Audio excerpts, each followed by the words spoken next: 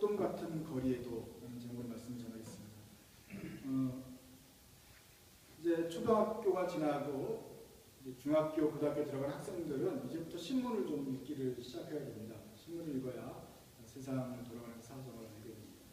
맨 처음에 제가 봤던 신문 중에 제일 좋아했던 페이지는 바로 텔레비전 프로그램 나오는 것이었어요. 초등학교 내내 그것을 보다가 중학교 때 들어갈 때부터 뭐 소설도 나오고 해외에서 일어난 신기한 일도 보기 시작했어요.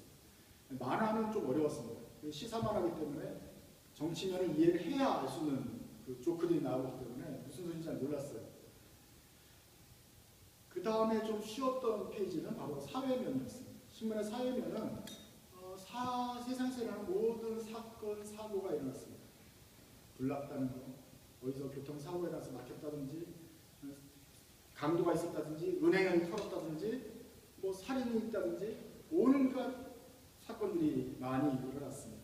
근데 거기는 우리가 좀 익숙한 내용이 있기 때문에 좀 쉬울 것입니다. 그러나 신문 사회면에 기사가 없었던 적은 한 번도 없었는 것 같습니다. 언제 어디서든지 무슨 사건이 항상 있었습니다. 끔찍한 사건들이 우리 주위에도 있고 가까운 데도 있고 불도 나고 사건도 터지고 재앙도 발생했습니다. 때로는 왜 신문에 이렇게 어두운 얘기만 나올까? 좀 밝고 재밌는 얘기만 나왔으면 좋겠다는 생각도 가졌지만 그러나 그것이 잘못된 것입니다. 우리가 사는 세상 자체가 사건, 사고가 끊이지 않습니다. 우리가 귀를 닫는다고 해서 사건이 없이 지나가는 날이 있는 것이 아니라는 것입니다. 사람들은 성경을 읽으면서 성경과 함께 신문을 읽으라고 말을 합니다. 왜냐하면 하나님께서 보여주신 성경 말씀 진리와 함께 이 세상을 살고 있는 이 시대의 신문과 사건, 사고들, 상황들이 성경의 말씀을 보여주는 어떤 참고소가 되기 때문에 그렇습니다. 오늘 사사기 19장은 우선 신문에 살인, 강도 소식 듣는 것처럼 참 끔찍한 소식들이 가득 차 있습니다. 좀 이게 성경에서 가장 잔인한 스토리들인데 그렇지만 우리가 이것을 덮어둘 수가 없습니다. 읽어야 됩니다. 왜냐하면 사사기 19장도 하나님의 말씀이기 때문에 그렇습니다. 그런데 미리 신문을 좀 읽어본 사람들은 별로 놀라지 않을 것입니다. 이것은 요즘 일어나는 일하고도 거의 비슷한 일이기 때문에 놀랄 수가 없습니다. 아닙니다. 오늘 신문을 보고서도 이 하나님의 말씀이 맞다는 것을 우리는 알게 되고 하나님 말씀 보면서도 이 세상이 정말 하나님 말씀대로 흘러가고 있구나라는 것을 보게 됩니다. 주님이 이 세상을 아름답게 창조하셨지만 타락했다라고 말씀하셨습니다. 근데 우리는 신문을 보면서 그 타락이 얼마나 오늘날에도 사실인지를 알게 되고 주님의 말씀이 맞다고 인정하게 되는 것입니다. 사사기의 마지막 스토리까지 왔습니다. 마지막 이야기입니다. 19, 20, 21장까지 이어지는 스토리가 마지막 스토리인데 다른 의미로 막장 스토리가 됩니다. 막장이 무슨 뜻입니까? 광부들이 석탄을 캐고 맨 밑으로 내려갑니다. 석탄이 이제 다 캤으면 또 밑으로 내려갑니다. 캐고 그러면 맨 끝에까지 있는데 거기가 막단골목. 거기는 정말 인생에서 가장 비참하고 가장 낮은 곳으로 들어가는 것이에요. 여기가 정말 끝간데라는 막장인데 이 오늘 사사기의 마지막 스토리가 막장 스토리가 되는 것입니다. 웬만하면 안 봤으면 좋겠고 하나님의 사랑만 얘기했으면 좋겠지만 이 막장 스토리를 하나님이 우리에게 들려주기를 원하시고 들어보시죠. 레위인으로부터 시작됩니다. 또 다른 레위인입니다. 이스라엘 왕이 없을 때 레위인이 있는데 그 사람은 에브라임 산지에 살고 있습니다. 여기서 레위인이 좀 좋은 역할을 하지 않는 것을 보아서 이 에브라임 지방에 있는 사람들이 벌써 계속해서 몇 번이나 사사기에서 좀 나쁜 사람으로 등장을 해요. 지난번엔 미가가 그 제사장을 하고 막 초빙하고 그랬던 곳이 바로 에브라임 산지이고 오늘도 에브라임 지파입니다. 나중에 이제 다윗 이후에 솔로몬 이후에 왕국이 나눌 때 에브라임 지파는 북이스라엘을 데리고 나가면서 하나님을 약간 멀리 떨어져 나가게 돼요. 그것을 미리 여기서 안티하는 발언을 하는 것처럼 미리 복선을 깝니다. 에브라임이 계속 좀 그쪽 동네가 문제가 있다. 그래서 보여줍니다. 그냥 이거 깔고 들어갑시다. 레위 사람이 있는데 레위인이니까 하나님 제사장이라고 그러지 않았습니까? 제사장, 레위 지파 중에서 제사장 지파는 아닌 것 같아요. 하지만 그 옆에서 있으면서 성전에 수종을 들고 뭐 찬양 성가대 지휘자를 했다든지 아니면 사찰 집사를 했다든지 관리를 했다든지 하면서 그 옆에서 하나님 일을 하는 사람입니다. 근데 그 사람이 첩이 있다고 해요. 유다 베들레헴에 가서 첩을 데려와서 첩과 살고 있었어요. 여기서부터 우리가 헷갈리기 시작합니다. 레위인이 하나님의 일을 하는 사람이 그 뒤에 가면 자기가 하나님 일을 한다고 정확하게 정체성이 있어요. 그런 신령한 것 같은 사람이 첩이 있다는 거예요. 부인이 있고 저쪽 멀리서 첩을 데려왔어요. 이 당시는 일부 다처가 허용이 된다. 지금도 그 지방에는 그게 좀 괜찮다라고 하더라도 하나님 지금 우리의 주인공이 첩을 둔다는 것 자체가 약간 생각을 하게 만듭니다. 완전히 죄라고 말할 수 없지만 약간 이상합니다. 그냥 읽어보죠. 그런데 그 첩을 데려와서 사는데 그 첩이 무슨 합니까? 첩이 바람을 핍니다. 첩을 데려왔더니 베들레헴 사람 첩이 와서 에브라임 살면서 에브라임 또 다른 청년과 바람을 피는 거죠. 그러면서 남편을 떠나서 유다 베들레헴 그 아버지 집에 돌아가서 거기서 넉 달 동안이나 있습니다. 에브라임에서 바람을 피는지 유다 베들레헴 가서 그 천역적 사람으로 바람을 피는지 모르겠어요. 그러니까 또 친정으로 돌아가 있습니다. 넉 달 동안 흩어져 있는 것입니다. 그러니까 이 레위는 도대체 어떤 집안입니까? 자, 자기가 왜 하나님의 일을 하고 있고 사모님이 계신데 그 옆에 또 다른 사모님을 또 모셔왔어. 근데 이 사모님이 또 바람을 펴서 도망갔어. 그래서 좀 쉽지 않은 그런 집이에요. 몇 달이 지나자 이 레위인이 이 아내가 첩이 그리워졌는지 또 데리러 갑니다. 데리러 가서 베들레헴까지 멀리 또 가서 장인네 집에 있는 여자를 설득해서 다시 데리고 옵니다. 모든 것을 용서할 테니 이제 가자. 뭘 용서를 했는지 아니면 다시는 바람 안 피겠다고 바람을 다짐을 했는지 잘 모르겠어요. 하여간 그냥 이렇게 가자. 그래서 여자는 다시 따라옵니다. 따라오려고 하는데 마침 그 첩의 장인 되는 사람이 하루만 더 두고 가라. 이 레위인이 첩도 좀 미워하는 마음이 있었겠죠. 아직 그 분이 덜 풀렸겠죠. 그래서 장인에게도 별로 좋지 않은 감정이 있었을 것 같아요. 그래서 간다 그래요. 근데 장인이 또 후퇴어 또 머물라 그래요. 그래서 하루를 더 머물고 가려고. 그 다음에 또 머물라 그래요. 아예 간다고. 근데 또 머물라 그래요. 장인은 좀 행동이 좀 이상해요. 좀 머물라 그래요. 그래서 어쩔 수 없이 머물렀어요. 그래서 3일째 되는 날도 갈라 그랬더니 또 머물러. 그래서 넷째, 다섯째 날 아침까지 왔어요. 이제 간다고. 장인이 또 머물라는 거예요. 무슨 일이 있었는지 모르겠어요. 하여간 계속 머물라 그래요. 그래서 하다가 그날 오후가 되어서야 다섯째 날에 들려서 드디어 풀려납니다. 간다고. 그래서 그냥 무조건 늦었으니까 자고 가라. 내일 가라. 그래서 아니 지금 또 한 역세 일주일이 될 것 같으니까 가겠다고. 그래서 늦은 오후에 길을 떠납니다. 원래 종 하나 있고 레위인이 있고 나귀 2마리 데려왔으니까 거기에 첩 태우고 자기 가고 종이 끌고 와서 어른 3명하고 나귀 2마리 이렇게 다시 돌아가는 거예요. 그것이 이제 첫 번째 이야기인데 늦게 출발했으니까 해가 금방 집니다. 그래서 얼마 가지 않아서 이 해가 지니까 잠잘 때가 있어야 돼요. 그 당시엔 여관이나 뭐 호텔 이런 게 없기 때문에 그 마을에 들어가서 이제 주인장 좀 재워주시오 이렇게 해야 되는데 이제 해가 지는데 그 마을에 들어갔는데 그 마을이 하필 여부스 마을이에요. 자, 여부스 마을은 여부스 족속의 마을이라는 것이에요. 이스라엘 족속입니까? 이방인입니까? 이방인 12지파에 여부스 족속은 없잖아요. 이스라엘에게 들어가서 점령하라고 한 땅에 다 이렇게 쫓아내고 자기 점령해야 되는데 여부스 족속은 그냥 남겨뒀단 말이에요. 그래서 그냥 옆에서 이스라엘 옆에서 도와주는 사람들 그냥 여기 우리 종류로 타고 있어라 라고 남겨둔 마을이 있어요. 근데 거기서 그때 남겨둔 것부터 문제 시작인데 그 문제가 아직도 남아있죠. 여부스 마을이 있어요. 자, 오늘 밤 여부스 마을이에요. 하필이면.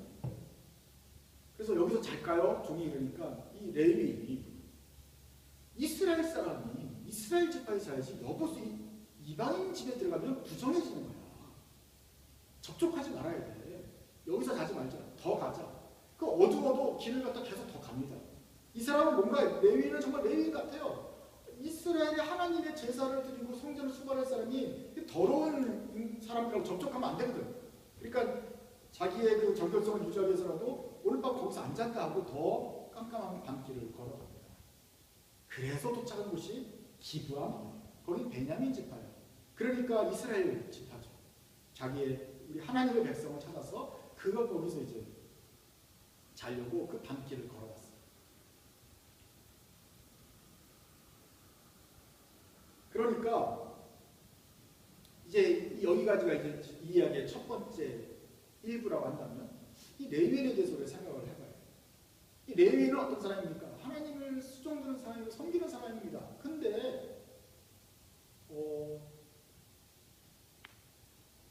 그리고 자기 정체성도 자기는 하나님의 자식들이 살고 있고 내가 이런 사람으로 하나님의 일을 하는 사람으로서 잠시라도 저 여부수 이방인의 집에 가서 머물면서 더러운 것을 닿으면 안 된다. 하나님의 일을 할 수가 없으니까 주님의 일을 위해서라도 내가 스스로 정결케 해야 된다. 이런 자의식이 뚜렷하고 그렇게 행동을 하는 기준이 있습니다.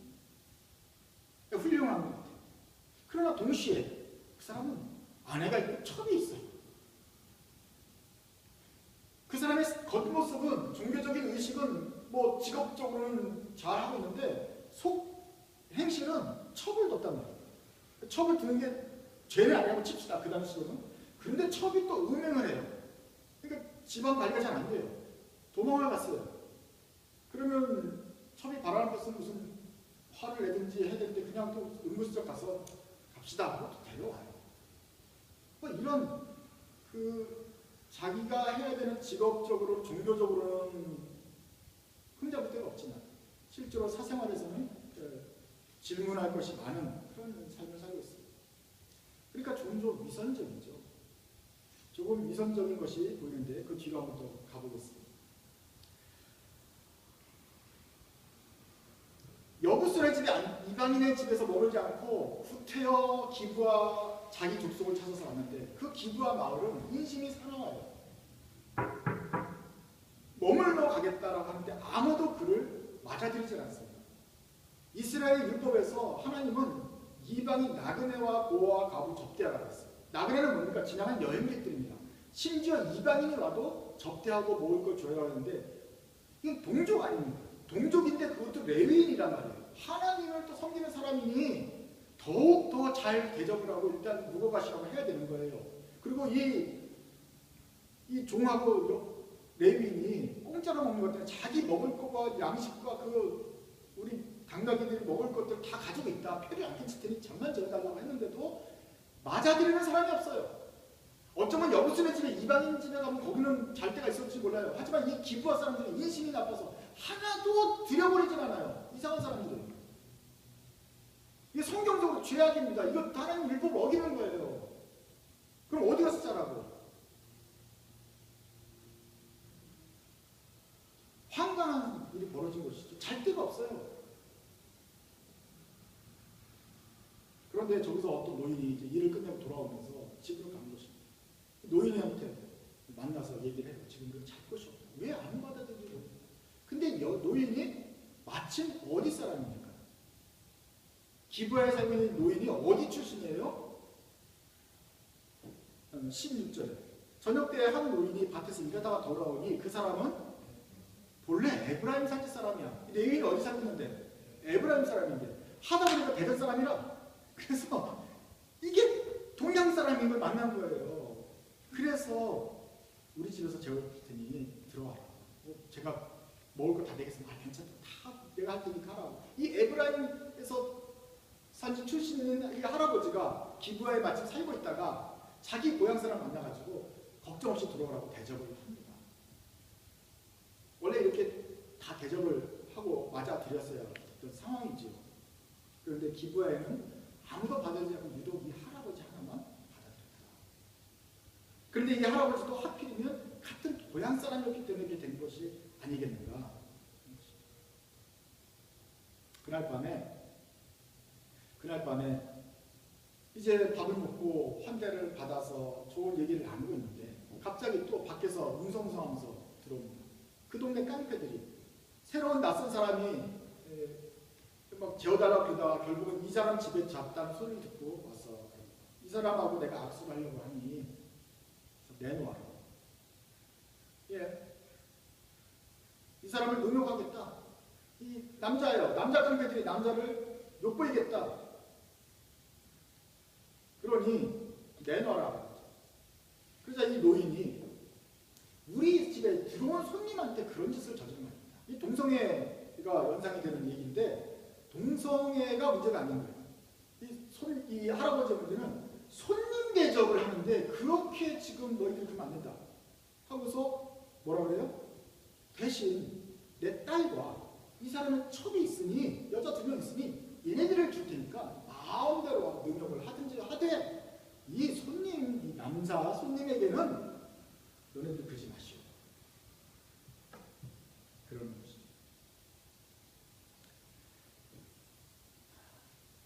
그렇게 해가지고 결국은 이 첩이 밖으로 끌려가고 레위인은 이제 그날 밤 잠을 잡니다. 여기서부터 이제 우리가 당황스러운 거예요. 딸한테 야 오늘 그래서 네가 손님 대접하기 위해서 네가 좀 희생 좀 해줄래?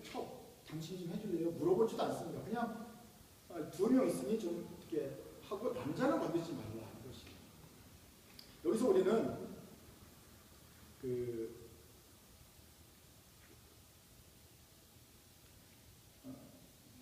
창세기 19장에 롯이 연상이 됩니다. 창세기 19장에 아브라함의 조카인 롯이 어디로 갔어요? 소돔과 고모라에 살고 있어요. 그 나중에 보면 롯이 그 소돔 성문에 앉아 있다고 했어요. 그러니까 그 롯도 좀 재산이 많기 때문에 그 성에서 조금 힘께나 쓰는 사람이 된 거예요. 그렇죠? 근데 소돔 성에 아브라함이 뭐 의인 50 있으면 40 있으면 의인 10명 있으면 그래서 겨우 니고시ए이션 해가지고 10명 있으면 멸망하지 않겠다고 그렇게 했었는데 천사가 그 말을 듣고 의인 10명 있는지 아니면 멸망시켜야 되는지 찾으러 왔잖아요. 롯이 천사를 만나가지고 자기 집으로 데려갑니다. 근데 그날가 무슨 일이 있었는지 기억나시죠? 소돔성에 있는 깡패들이 또 나타나가지고 천사들 내놔라 우리가 압수하겠다 이렇게 된 거예요. 롯의 반응도 비슷했습니다. 이러면 안 된다. 우리 손님한테 이러면 안 돼. 우리 딸이 둘이 있는데 얘네들을 좀 사용하고 우리 손님들은 보호해야 된다. 근데 그때 있는 이 깡패들은 딸은 싫어. 못생겼는지 딸은 아니고 천사들을 그래가지고 한참 문제가 일어났다가 천사들이 초능력을 써가지고 기적을 해가지고 얘네들이 다 눈이 앞이 안 보이게 됩니다. 그러면서 더듬더듬거리면서 도망가는데 천사들이 이제 여기 성에 가만히 없다. 그러고서 불과 유하고 심판을 하는 것이죠. 창세기 19장에는 롯의 이야기와 지금 사사기 19장 똑같은 19장이네요. 19장의 사사기의 이 레위인과 그 기브아의 노인의 이야기는 거의 비슷해요. 노인과 롯이 뭘 못하냐면 우리 손님들한테는 그러면 안 돼. 그것도 손님 중에서 남자 손님한테 그러면 안 되고 여자 손님이나 우리 딸은 어떻게 니네들이 하면서라도 손님 대접 잘하는 그 율법 계명을 잘 지켜야겠다. 여기에다가 포커스를 많이 두면서 손님을 보호하는 거예요. 그러니 이 롯과 노인이 지금 가치관이 아주 이상해졌어요. 사람을 보호해야 되는 게 아니라 손님 대접을 예의가 우선이고 측면이 우선인 거예요. 여자한테는 딸한테는 아무도 물어보지도 않아요. 그다음에 두 번째로 생각할 것은 이 노인과 롯의 공통점이 뭐냐면 칼람 출신이라는 것입니다. 에브라임 출신이고 롯은 아브라함 쪽에서 온 사람이고 소돔이 고향이 아니에요. 롯은 부자였고 성문에 앉을 정도로 위세도 있는 것 같았지만 실제로는 그 마을에서 인정을 받지 못하고 있었어요. 어떠한 그 마을의 중심에 들어가지 못하고 있었어요. 그러니까 깡패들이 와서 내놓으라 협박을 하니까 손님 하나 간수하지 못할 정도로 그 정도로 영향이 없었다고. 이 노인도 마찬가지예요. 기브아에 살고 있어요. 오래 살았을 거예요. 하지만 에브라임 출신이에요. 기브아 출신이 아니에요. 그러니 이 사람의 사회적 지위와 위치가 약했어요. 그러니 기브아 사람들 아무도 받아주지 않는데 착하기 때문에 뭐 동양 사람을 받아는 줬지만 이 손님을 보호할 능력이 없어요. 깡패들이 왔는데 제발 우리 딸을 어떻게 하고 이 노인은 남자를 보호해달라고 사정을 할 정도로 사회적 지위가 그 동네에서 났습니다.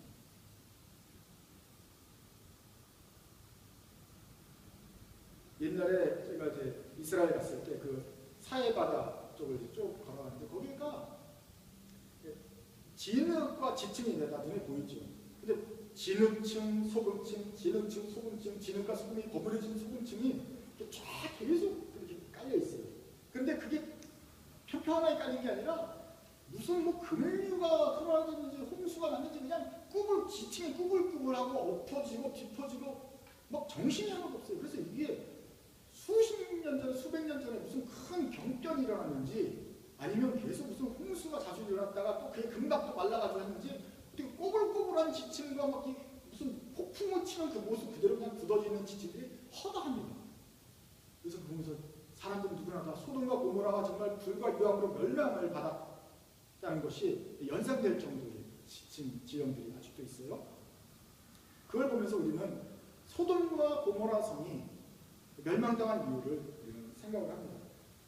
보통 사람들이 소돔 고모라 하면 그냥 소돔이 해가지고 어원이 된 동성연애라는 어떤 남색의 어원이 되는 것처럼 동성연애가 연관이 됐다고 하는데 생각하기 쉽지만 사실 창세기 19장에서의 내용은 밖에서 들어온 롯과 같은 뜨내기가 정착을 못하고 있는 것과 그 뜨내기 집에 또 들어온 나그네라는 천사라는 나그네들이 푸대접을 받고 손님 대접을 받고 뭐 끌어내라 하는 요 이야기가 큰 죄로 드러났죠. 거기에서 그 천사들과 우리가 남색하겠다 이런 얘기가 포커스가 아니에요. 사실은 롯에게도 손님 대접을 안 한다는 얘기가 더 큰 죄로 남아있고 여기 사사기 19장에도 손님 대접을 못하고 돌아온 손님들을 맞지 않고 이 얘기가 주로 얘기가 되고 이 노인도 제발 그럼 손님한테 그러면 안 된다라는 것으로 포커스를 맞추거든요. 우리는 지금 다 동성연애 문제가 있어서 동성연애 반대의 문제로 요 19장과 소돔 얘기를 끌어내고 싶지만 성경 흐름 자체가 19장, 창세기 19장과 사사기 19장은 동성연애가 언급이 되진 하지만 그걸 완벽히 반대하는 그런 건 아니에요. 딴 데 많이 반대하는 구절은 다른 데서 다 찾는 게 더 나올 것 같습니다. 그러니까 이상해요. 우리가 볼 땐 동성연애 문제도 큰 문제인데 여기서는 지금 손님 대접을 해야 되는데 그걸 포커스를 맞추는 데다가 손님 대접하는 방법이 우리 딸 좀 어떻게 해봐라 이런 식으로 하니까 혼란스럽기 그지없어요. 이 노인은 그나마 착한 노인이라고 생각했는데 이런 식으로 나오니까 복잡해져요.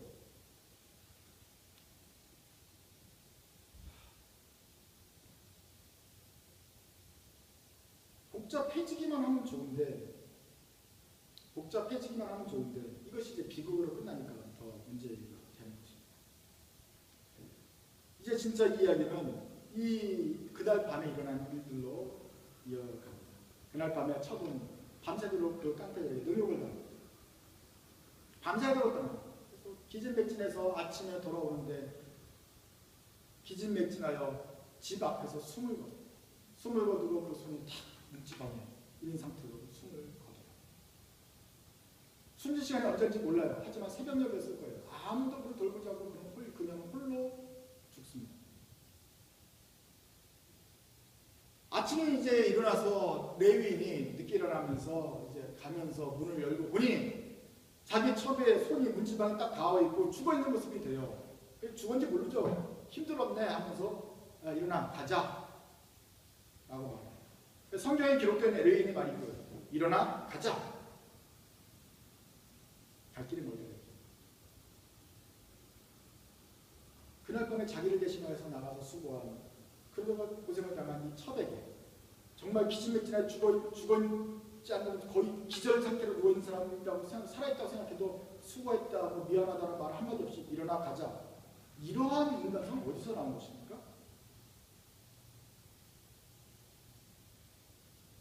아니, 하나님의 자녀. 당신 어디입니까? 그러고 나는 유다 베들레헴에 갔다가 이제 여호와의 집으로 가는 중인데 이 사람의 생각은 자기가 살고 있는 주소가 여호와의 집이에요. 자기는 여호와의 집을 수종 들고 있는 사람이에요. 그런 조금 더 거룩한 제사장 아니면 그 중간 거룩한 사람이라고 분명해요. 이방인 집엔 살지도 않아요. 그런 거룩한 사람이에요. 하지만 일어나 가자 할 정도의 그 정도의 매몰찬 것이 있다는 거예요.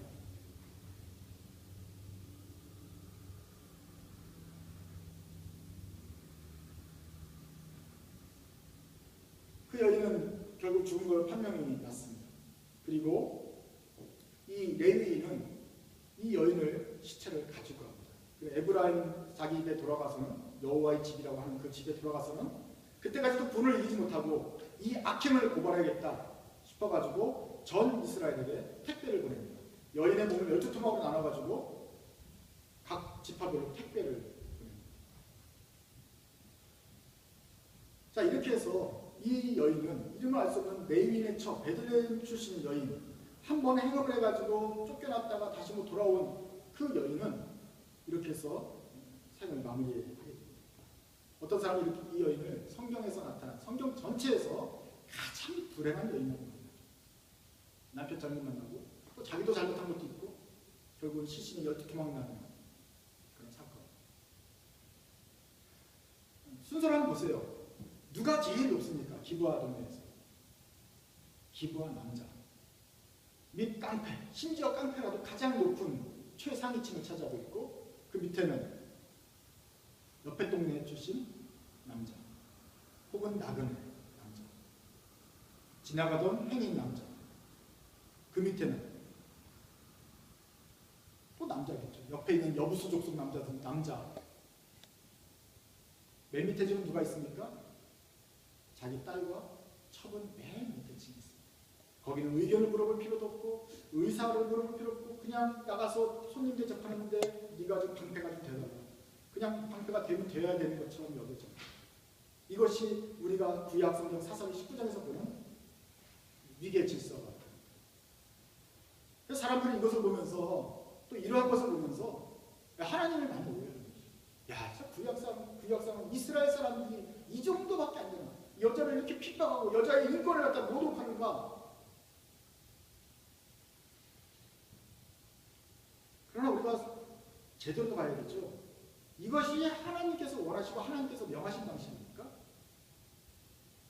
이 사람들이 제대로 잘하고 있기 때문에 이 층계를 만든 것입니까? 아닙니다.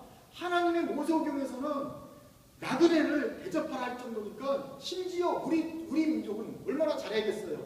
고아와 과부를 그 접대하라고 할 정도니 그러면 보통 일반 평민들은 얼마나 인권적으로 잘해야겠어요. 심지어는 가장 낮은 고아와 과부 나그네를 계속해서 언급할 정도로 하나님의 인권에 손이 미치고 있단 말이에요.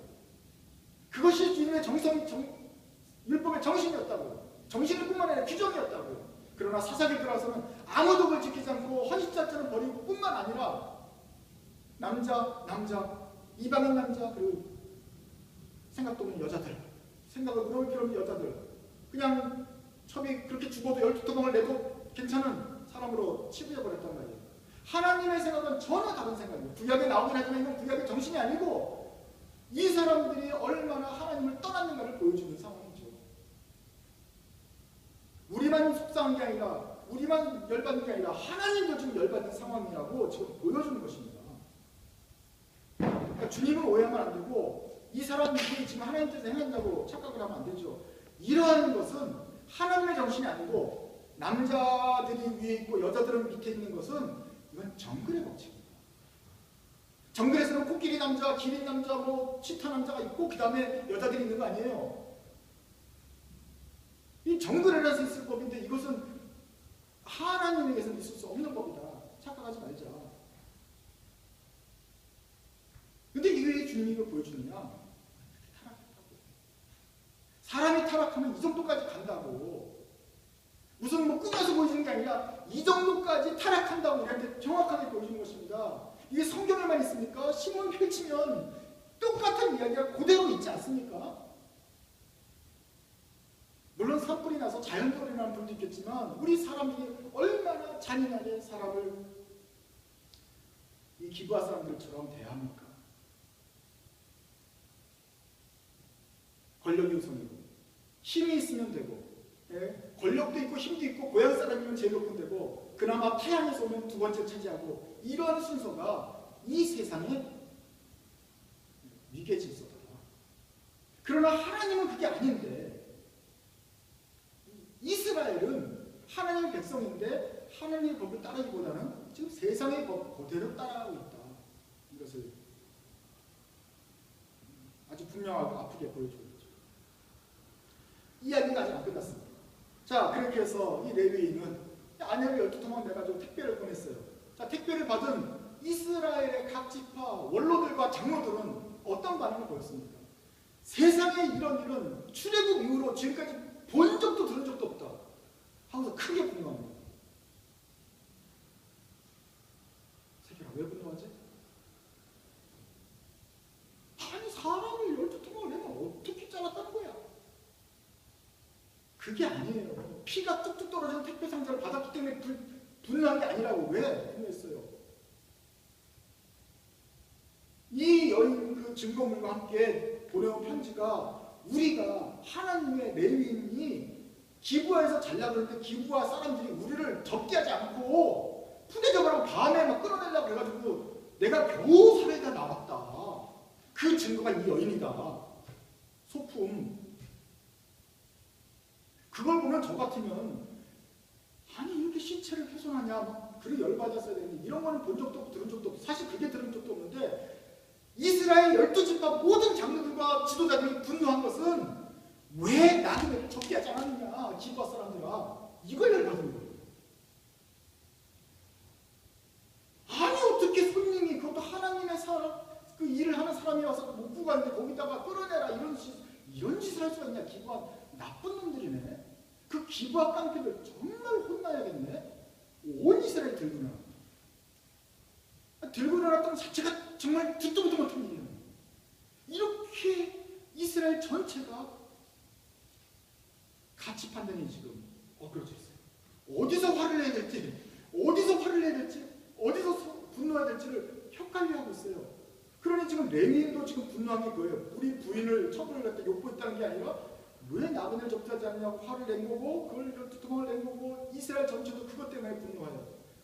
이 에브라임 산지 출신 노인도 이 손님 대접이 가장 중요하지. 이 딸을 데려가라 이럴 정도로 여성의 인권이 중요한 건지 아니면 손님 대접하라는 말이 중요한 건지가 헷갈려져요. 그러면서 이스라엘 출애굽 이후로 이런 적은 들은 적도 없다. 이 베냐민 지파 이 깡패들이 버르장머리를 고치자 하면서 온 이스라엘이 들고 일어나는 것입니다. 아무도 이 첩의 죽음에 대해서는 말하지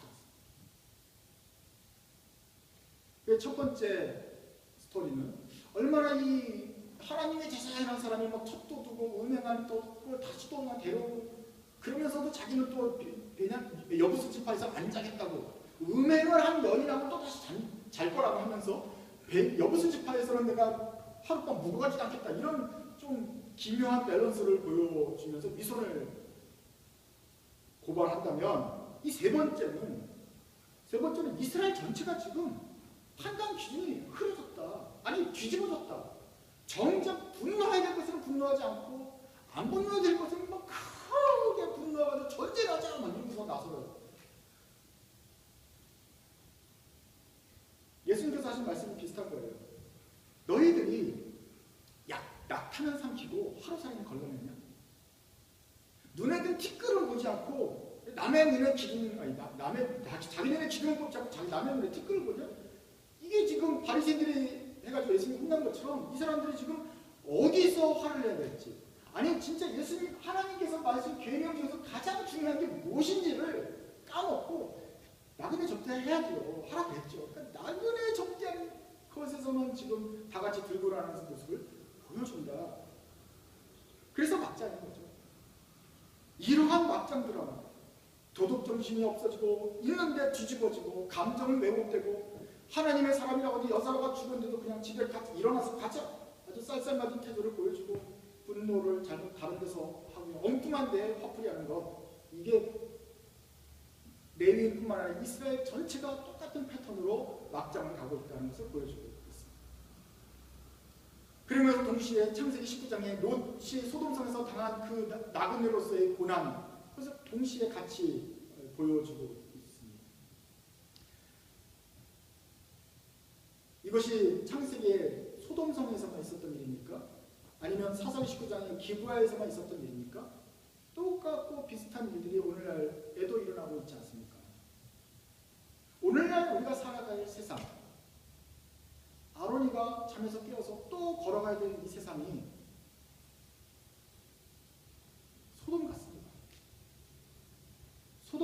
기부와 같은 세상입니다. 놔두세요. 우리가 사는 세상이 레위인의 집 같은 세상입니다.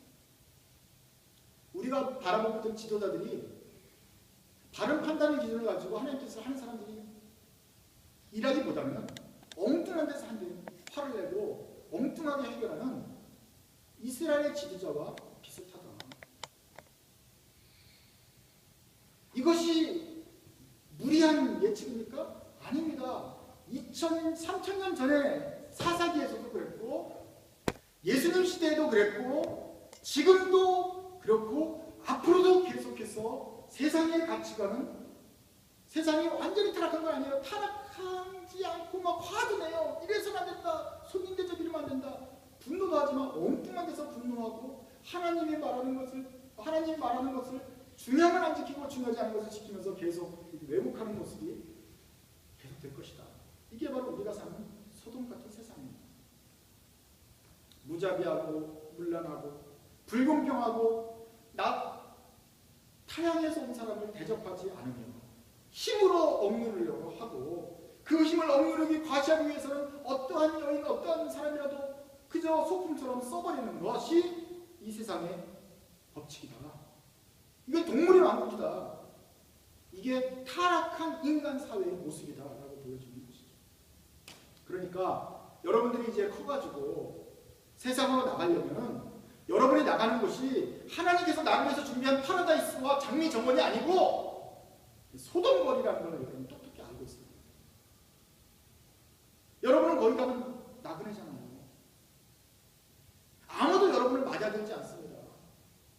맞아들여도 또 세상 왜곡된 가치관을 가지고 이것이 제일 중요하다고 우겨갈 것입니다. 그리고 그 동네 사람들이 다 그렇게 하는 것이 맞다고 우겨댈 것입니다. 그럴 때 여러분들은 또 혼란스러워질 것입니다. 마치 기브학 지역에 가가지고 어떻게 할 바를 모르는 소돔에 있는 롯처럼 기브하에 있는 레위인처럼 헷갈리게 살 것입니다. 거기서 살아남으려면 에브라임 출신 노인이 그 기브하에서 살아남으려면 했던 그 투쟁처럼 그 애로사항을 여러분들이 다 겪어야 된다. 이것이 너무 힘들어가지고 윗사람들한테 보고를 하고 고쳐달라고 얘기를 하면 현명하고 하나님의 뜻에 바른 사람 지도자들은 이걸 제대로 고쳐줄 텐데 그러나 많은 지도자들이 하나님의 뜻에 따르지 않기 때문에 고쳐주는데 잘못된 방식으로 고쳐주고 더 왜곡을 시켜주고 더 분노하지 않을 것을 분노하면서 일을 더 망가뜨리는데 협조를 하게 되는 아수라장이 벌어지게 된다. 이것이 우리가 사는 소돔 세상입니다. 신문의 사회면을 그래서 읽어야 됩니다. 거기서 나타나는 것이 남의 이야기가 아니라 바로 우리가 살고 있는 세상의 이야기. 전혀 동떨어진 이야기가 아니라 성경에서부터 계속해서 거듭되고 있는 우리가 사는 세상이 바로 소돔 같은 곳이다. 소돔은 멸망해서 없어지고 더 이상 없는 게 아니고 지금도 소돔이 건재하고 우리가 지금 소돔 스트리트를 걸어가고 있다.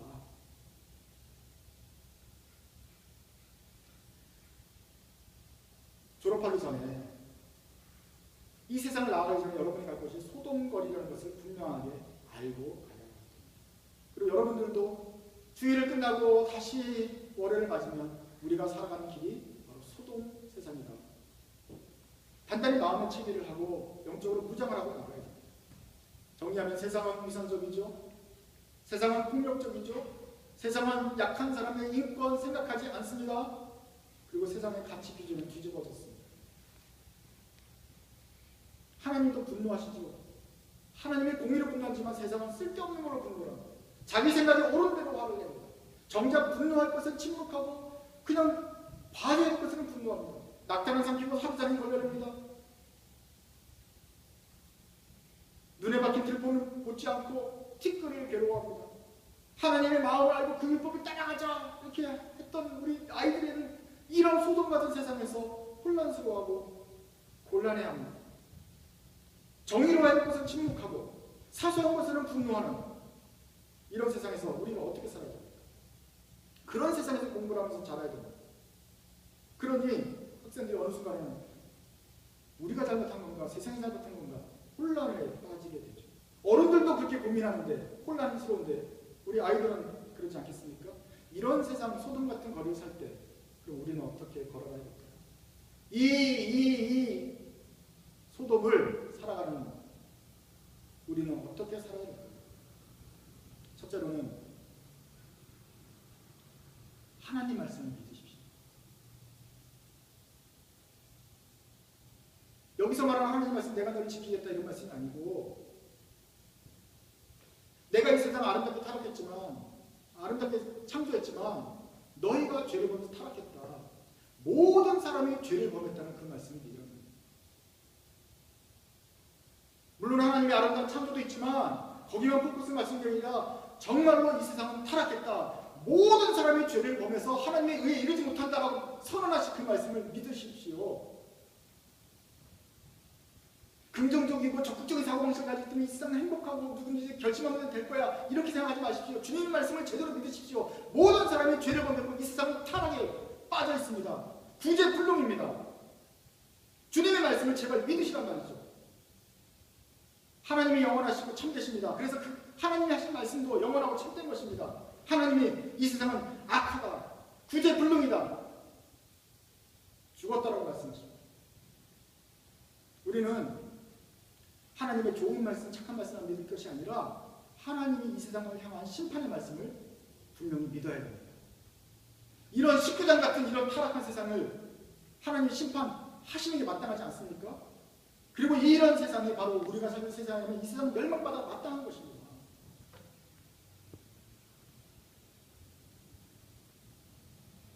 (3000년) 전 사사시대 타락했고 창세기 때도 타락했고 지금도 타락했다. 그것이 주님의 말씀이고 우리가 믿어야 될 말씀입니다. 의심하지 마십시오.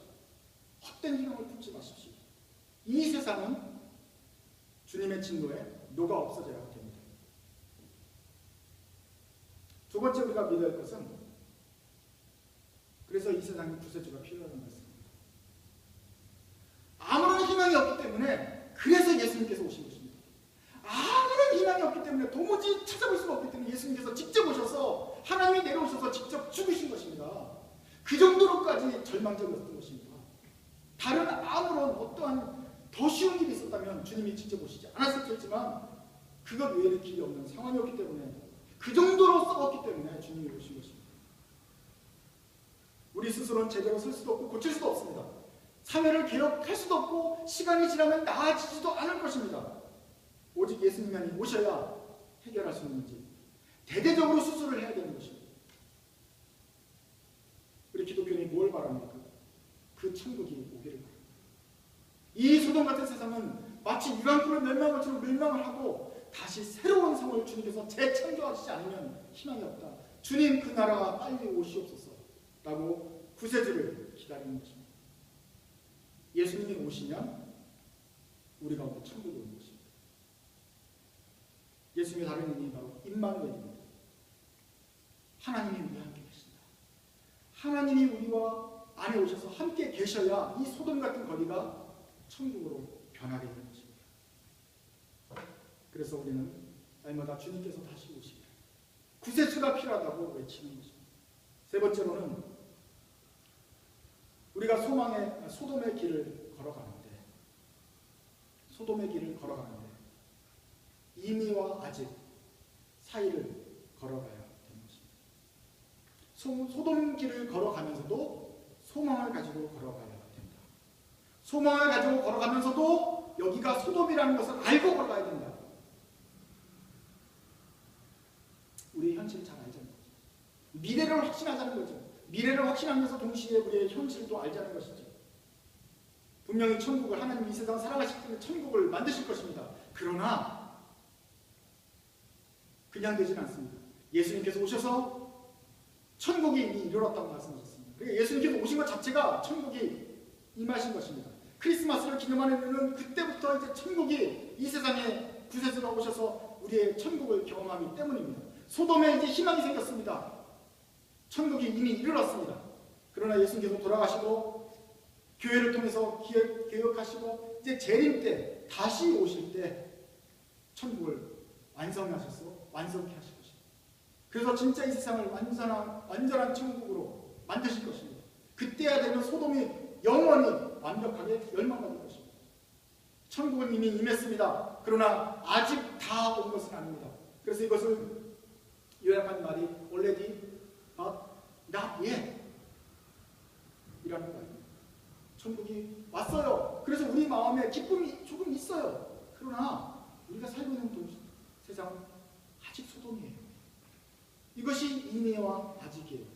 이미 주님이 오셔서 우리의 천국을 개혁하는 변화시키는 일을 시작하셨어요. 그러나 아직 끝이 나지 않았어요. 그 사이를 우리는 살고 있는 것입니다. 이것을 분명히 아는 사람들은 소돔을 어떻게 걸어가야 될까요? 이미와 아직 사이를 걸어가는 기독교인들은 어떻게 살아야 될까요? 매일매일 이런 소돔 거리를 걸을 때에도 걸으면서 우리는 우리가 직면하고 있는 현실을 외면하지 않습니다. 소돔 같은 이 세상을 정확하게 바라보고 우리가 살고 있는 것이 천국이 아니라 다 기브아 사람처럼 악하다는 것을 우리는 보고 확신하고 합니다. 그래서 헛된 희망을 품지 않습니다. 언젠가 잘 나아지겠지, 언젠가 사람들이 우리 마음을 알아주겠지, 나한테 잘해주겠지, 헛된 희망을 품지 않습니다. 이것이 아직 안 됐다는 것을 믿는 사람입니다. 그러나 또한 이미 주님께서 천국을 시작하셨다, 주님께서 우리와 함께 계시다 라는 것을 믿는 사람은 헛된 희망을 품지 않으면서도 확실한 희망을 잃어버리지 않습니다. 그 천국에 대한 소망을 놓지 않습니다. 왜냐하면 소돔성이 멸망한 것처럼, 반드시 멸망했던 것처럼 이 땅도 주님의 심판으로 반드시 멸망하고야 말 것이기 때문입니다. 지금은 악이 강한 것처럼 보이지만 모든 사람들이 기도와 깡패들처럼 행동하지만, 그러나 하나님의 말씀을 읽고 이것은 반드시 멸하게 될 것입니다. 비록 우리가 이 땅에서 고난을 당하지만 주님께서 이미 시작하신 그 천국 사업을 반드시 머지않아 이루실 것이라는 소망이 우리에게 확실히 있습니다.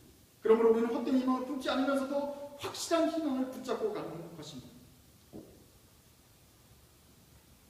이미와 아직 그 사이길을, 우리는 그 소돔길을 우리는 걸어가고 있습니다.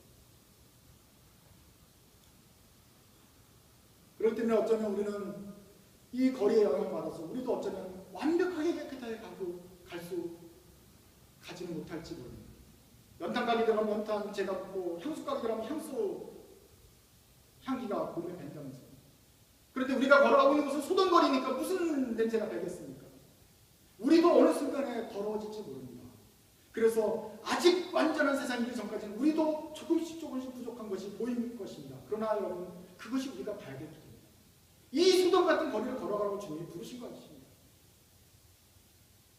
그래서 우리는 완벽하게 거룩할 수는 없지만, 그러나 조금이라도 덜 위선적으로 걸어가려고 합니다. 우리도 폭력이 있겠지만 조금은 덜 폭력적이 되려고 노력해야 됩니다. 완벽하지는 않겠지만 약자를 보호하려고 애쓰고, 우리도 기준이 가끔 헷갈리지만 그래도 그 기준을 바로잡아 가려고 힘써야 합니다.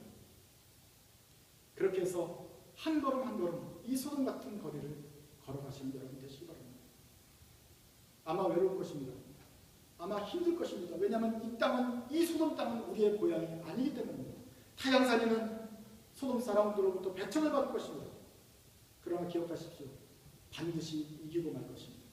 주님의 나라가 이 땅에 임하게 될 것입니다. 그 나라를, 주님의 뜻이 임하고 그 나라가 이 땅에 임하도록 기도하면서 힘내서 소돔의 길을 걸어갑시다. 그러면 주님께서 그 와중에도 롯을 구원한 것처럼 우리 고통받는 의인들을 건져주실 것입니다. 기도하겠습니다.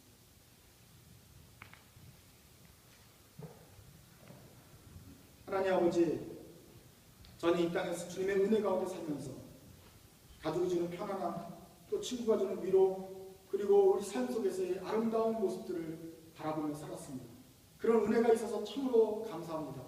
저희 삶에 있는 작은 미소와 그런 축복들이 아니었다면 저희는 살 힘이 없었을 것입니다.